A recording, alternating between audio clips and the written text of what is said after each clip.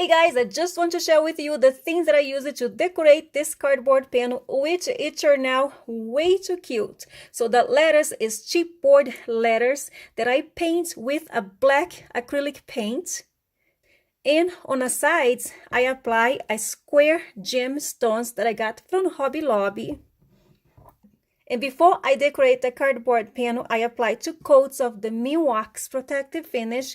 One thing that you need to be careful with it is when you use this Wax protective finish, you gotta make sure that you put a little bit inside a plastic cup. Some of the cardstock colors bleed when you apply with the paintbrush. You gotta make sure that you put a little bit of this inside a plastic cup, and then you have 2 paintbrush that you're gonna use, one to paint just the cardstock and the other one to apply the protective finish only on top of the scrapbook paper.